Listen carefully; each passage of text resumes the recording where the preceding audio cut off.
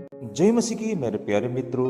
आज का विषय है धार्मिक लोग भी कैसे धोखा खा जाते हैं। मैं फिर से दोहराना चाहूंगा आज के विषय को। धार्मिक लोग भी कैसे धोखा खा जाते हैं और विषय को लिया गया है लूका रचित सुसमाचार 11 अध्याय 14 से लेके 28 पद तक।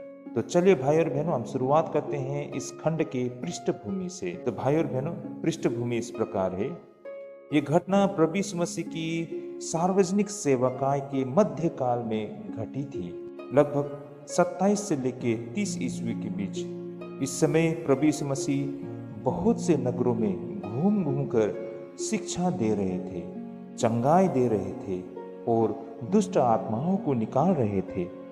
लूका ने सटीक स्थान नहीं बताया, लेकिन संदर्भ से माना जाता है कि ये घटना यरूशलेम की ओर जाने के मार्ग में किसी गलील या यहूदिया के नगर में घटी थी। प्रभु यीशु मसीह अक्सर भीड़ और अपने चेलों के बीच खुले स्थानों या सभागृहों में शिक्षा देते थे, इसलिए ये भीड़ भाड़ वाली जगह रही होगी। उस वक्त तक प्रभु यीशु मसीह बहुत प्रसिद्ध हो चुके थे। लोग उनके चमत्कार देखकर आश्चर्य किया करते थे, परंतु कुछ लोग, विशेषकर फरीसी और धार्मिक अगुए, प्रभु यीशु मसीह से ईर्ष्या रखते थे और उन्हें बदनाम करना चाहते थे। वे उनके हर काम में गलती ढूंढा करते थे। तो भाई और बहनों, घटना क्या थी उस वक्त? प्रभु यीशु मसीह एक व्यक्ति से गूंगापन पैदा करने वाले दुष्ट आत्मा को उन्होंने निकाला था। जैसे ही दुष्ट आत्मा निकली, वो व्यक्ति बोलने लगा। लोग बहुत चकित हुए। तो इस तरह भाई और बहनों, इस घटना से इस खंड की शुरुआत होती है।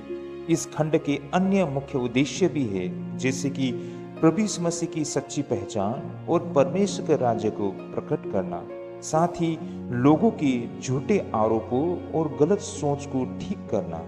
इस खंड में हम ये भी देख पाते हैं कि धन्य हुए जो परमेश्वर का वचन सुनते और उस पर चलते हैं। तो भाई और बहनों, ये था इस खंड की पृष्ठभूमि। अब आगे हम भाई और बहनों इसकी विस्तृत व्याख्या को समझने के लिए प्रयास करते हैं। इसकी शुरुआत लूका रचित सुसमाचार 11 अध्याय 14 पद से होती है। प्रभु यीशु मसीह एक गूंगे व्यक्ति को छुड़ाते हैं। यहाँ पर 14 पद में कहा गया है, यीशु एक गूंगे मनुष्य से दुष्ट आत्मा निकाल रहे थे। जब आत्मा निकल गई, वह मनुष्य बोलने लगा। लोग आश्चर्य करने लगे। भाई और बहनों, उस समय लोग मानते थे कि दुष्ट आत्माएं मनुष्य के शरीर और मन को नियंत्रित कर सकती है। इस व्यक्ति के अंदर एक ऐसी दुष्ट आत्मा थी जो उसे बोलने नहीं देती थी। जैसे ही प्रभु यीशु मसीह ने दुष्ट आत्मा को निकाला, वो व्यक्ति तुरंत बोलने लगा। भीड़ ने इसे एक बहुत बड़ा और साफ चमत्कार माना। आगे भाई और बहनों, यहाँ पर लोगों के द्वारा 3 तरह की प्रतिक्रिया देते हुए, जिसे हम 15 से लेकर 16 पद तक दिखाई पड़ती है। 15 पद में जैसा बताया गया है कि जैसे कि कुछ लोग गलत आरोप लगा रहे थे। 15 पद में वो कह रहे थे कि ये बेल्जबूल यानी कि शैतान के सरदार की शक्ति से दुष्ट आत्मा निकालता है। इसे हम इस तरह सरल भाषा में समझ सकते हैं। वे कह रहे थे कि प्रभु यीशु मसीह शैतान की शक्ति से काम कर रहा है। यह बहुत गंभीर झूठ था, क्योंकि वे जानबूझकर प्रभु यीशु मसीह के काम को शैतान का काम बताना चाहते थे। आगे भाई और बहनों, 16 पद में कुछ लोग स्वर्ग से चिन्ह को भी मांग रहे थे। कहने का तात्पर्य, वो कहते हैं यह तो ठीक है, लेकिन कुछ और बड़ा चमत्कार दिखाओ, तब विश्वास करेंगे। यानी उनके मन में संदेह और जिद थी। आगे यहाँ पर भाई और बहनों, प्रभु यीशु मसीह के चमत्कार को देखकर कुछ लोग आश्चर्य भी करते हुए हमको दिखाई पड़ती है।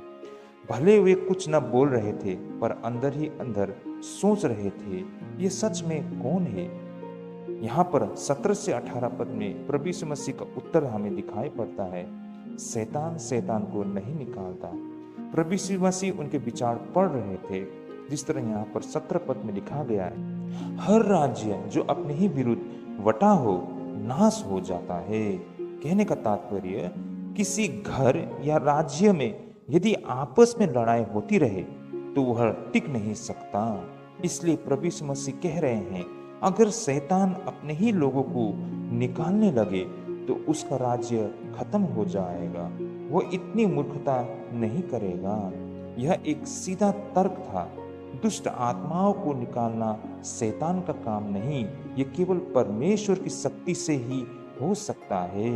हमने ये भी देखा है 19 से 20 पद में प्रभु यीशु मसीह बताते हुए कि परमेश्वर का शक्ति काम कर रही है। जैसे कि 20 पद में लिखा है यहाँ पर, यदि मैं परमेश्वर की सामर्थ्य से दुष्ट आत्माएं निकालता हूँ तो परमेश्वर का राज्य तुम्हारे बीच आ गया है। कहने का तात्पर्य, तुम्हें इस चमत्कार में परमेश्वर की शक्ति दिख रही है।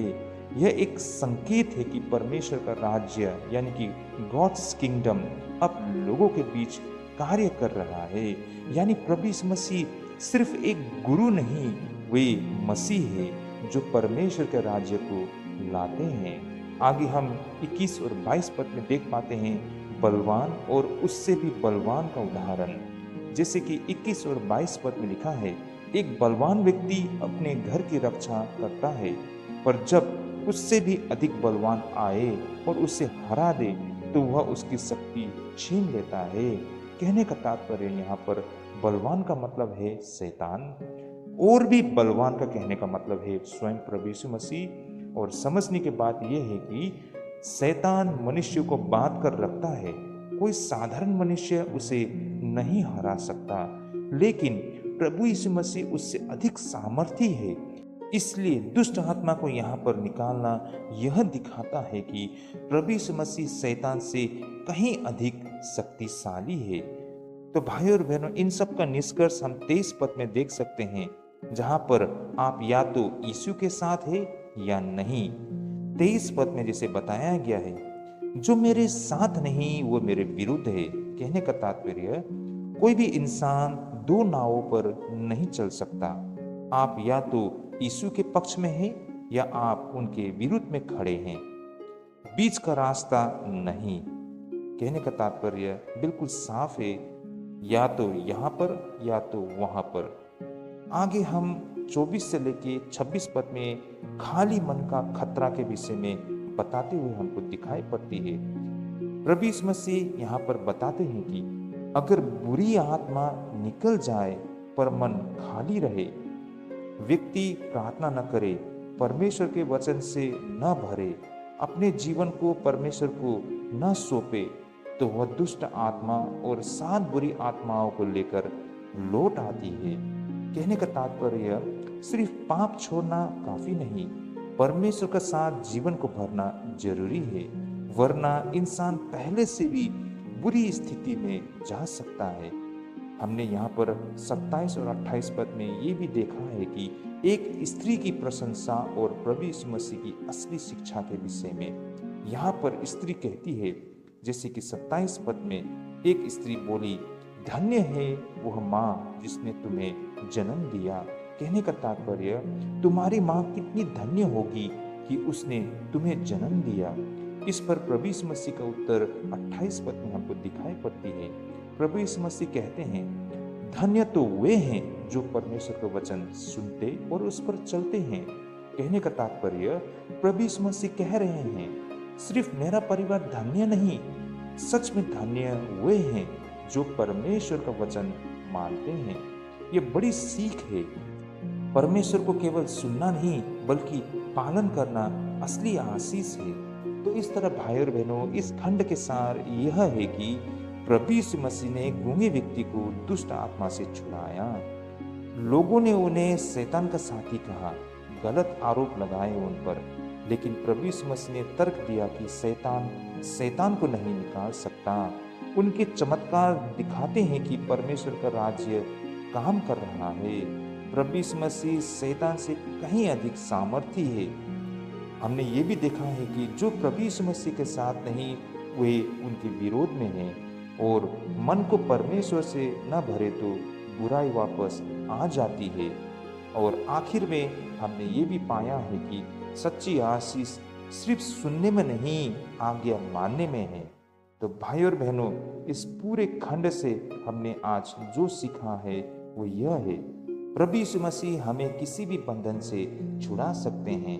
प्रभु यीशु मसीह ने गूंगे व्यक्ति को छुड़ाया, वह तुरंत बोलने लगा। हमने यहाँ से ये सीखा है कि कोई भी बुरी आदत, डर, कमजोरी या आत्मिक बंधन ऐसा नहीं जो यीशु तोड़ न सके। हम चाहे कितने भी असहाय हो, प्रभु यीशु मसीह के पास समाधान है। यहाँ से हम अपने जीवन में इन बातों को लागू कर सकते हैं, जैसे अपनी किसी भी मजबूरी या बंधन को प्रभु यीशु मसीह के सामने लाए, प्रार्थना में भरोसा रखे कि वह बदल सकते हैं। और साथ ही हमने आज ये भी देखा है कि हर कोई आपकी आशीष को स्वीकार नहीं करते हैं। कुछ लोग यीशु को देखकर खुश हुए, लेकिन कुछ ने गलत बातें फैलाई। जैसे कि दुनिया में हमेशा ऐसे लोग होते हैं जो हमारी अच्छाई को भी गलत समझ बैठते हैं। हर कोई हमारे लिए ताली नहीं बजाएंगे, कुछ लोग तंज भी कसेंगे। हमें यहाँ से ये बात हमेशा याद रखना होगा कि गलत आलोचना से टूटना हमें नहीं है। लोगों की बातों से नहीं, परमेश्वर की नजरों से जीना हमें सीखना होगा। सच्चाई की हमेशा तर्क में जीत होती है, ये भी हमने देखा है। जिस तरह प्रभु यीशु मसीह ने बहुत सरल तर्क दिया, शैतान अपने ही लोगों को नहीं निकालेगा। सच्चाई को सिद्ध करने के लिए ऊंची आवाज नहीं चाहिए, सिर्फ सही तर्क काफी है। परमेश्वर का कार्य हमेशा स्पष्ट, सरल और समझदारी भरा होती है। हमें इन बातों को याद रखना होगा कि विवाद में शांत रहे, बुद्धि और सत्य से उत्तर दे। परमेश्वर का राज्य आज भी लोगों के बीच कार्य करता है। प्रभु यीशु मसीह ने कहा, अगर मैं परमेश्वर की शक्ति से दुष्ट आत्माएं निकाल रहा हूँ तो परमेश्वर का राज्य तुम्हारे बीच में आ गया है। कहने का तात्पर्य, परमेश्वर का राज्य सिर्फ स्वर्ग में नहीं, आज भी धरती पर कार्य कर रहा है। हर चंगाई, हर बदलाव, हर पश्चाताप परमेश्वर का राज्य का प्रमाण है। हमें यहाँ से ये समझना होगा कि अपने जीवन में परमेश्वर के काम को पहचानना हमें सीखना होगा। प्रभु यीशु मसीह शैतान से कहीं अधिक सामर्थी है, बलवान और उससे भी बलवान का उदाहरण यहीं पर सिखाई गई है। कहने का मतलब, शैतान जितना भी शक्तिशाली दिखे, प्रभु यीशु मसीह उससे बहुत अधिक सामर्थी है। हम डर के नहीं, भरोसा रखकर जी सकते हैं। हमें डर, आत्मिक हमलों, बुरी आदतों सबके सामने यीशु का नाम लेकर खड़ी होनी चाहिए। डर को प्रभु के वचन से हमें बदलना होगा। आधा मन नहीं चलेगा, या यीशु के साथ या नहीं, ऐसा कुछ हमने इस खंड में पाया है। प्रभु यीशु मसीह ने कहा, जो मेरा साथ नहीं वो मेरे विरुद्ध में है। दोहरी जिंदगी नहीं चलेगी। सिर्फ चर्च जाना काफी नहीं, हृदय से यीशु के साथ होना जरूरी है। बीच में रहने से हम खुद को धोखा देते हैं। भाई और बहनों, हमें अपने निर्णय स्पष्ट करना होगा, जैसे कि मैं यीशु के साथ हूँ। रोज की छोटी छोटी बातों में यीशु का पक्ष हमें चुनना होगा, जिस तरह ईमानदारी, क्षमा, सत्य, प्रेम, इन सारी चीजों में हमें यीशु को चुनना होगा। खाली मन सबसे बड़ा खतरा है, ये बातें भी हमने समझा है। जैसे यदि दुष्ट आत्मा निकल जाए और मन खाली रहे, वह तो और भी बुरी आत्माएं लेकर लौट आती है। कहने का मतलब, मन को खाली मत रहने दो। सिर्फ बुराई को हटाना काफी नहीं, भलाई से भरना बेहद जरूरी है। खाली मन शैतान का खेल का मैदान बन सकती है। हमें याद रखना होगा कि मन को परमेश्वर के वचन, प्रार्थना और अच्छी संगति से हमें भरनी चाहिए। मोबाइल, गुस्सा करना, आलस, इनसे खाली समय को न भरे। परमेश्वर को हमें जगह देनी होगी। असली आशीष पालन में है, सिर्फ सुनने में नहीं। धन्य हुए जो परमेश्वर का वचन सुनते और उस पर चलते हैं। बाइबल सुनना अच्छी बात है, पर पालन न करे तो कोई फायदा नहीं। आशीष ज्ञान से नहीं, आज्ञाकारिता से आती है। परमेश्वर का हृदय और कार्य दोनों दिखता है। हमें हर दिन एक छोटी छोटी आज्ञाओं को पालन करना शुरू करना होगा, जैसे किसी को क्षमा करना, सच बोलना, कलीसिया में सेवा करना, किसी गरीब की मदद करना, घर में शांति बनाए रखना। इस तरह भाई और बहनों, अंत में मैं संक्षिप्त मुख्य सीख आपके सामने रखना चाहूँगा। जैसे यीशु किसी को भी आज़ाद कर सकते हैं, ये बातों को हमें हमेशा याद रखना होगा। लोग आपकी भलाई को गलत भी समझ सकते हैं, ये भी हमें याद रखना होगा। परमेश्वर का कार्य हमेशा सत्य और तर्क पर आधारित है। हमें तथ्यों पर आधारित करके सत्य के साथ बोलना होगा। प्रभु यीशु मसीह शैतान से कहीं अधिक सामर्थी है, ये कभी ना भूले। आप या तो यीशु के साथ है या नहीं, बीच का रास्ता नहीं है। आज ही निर्णय कर लीजिए। खाली मन खतरनाक है, इसे परमेश्वर से भर दीजिए। वचन पढ़ना, भजन सुनना, सेवा करना आरंभ कर दीजिए। आशीष सिर्फ सुनने वालों को नहीं, पालन करने वाले को मिलती है। जो आज हमने सुना, इसे पालन कीजिए। प्रभु आप सभी को ढेरों आशीष करे। आइए हम प्रार्थना करते हैं। हे प्रभु यीशु मसीह, मुझे हर बंधन से आजाद कर मेरे मन को अपनी शांति, वचन और पवित्र आत्मा से भर दे। मुझे ऐसा बना कि मैं सिर्फ सुनूं नहीं, पर तेरे वचन पर चल भी सकूं। मुझे बुराई से बचा और तेरे साथ बने रहने की शक्ति दे। यीशु मसीह के पवित्र नाम से, आमीन।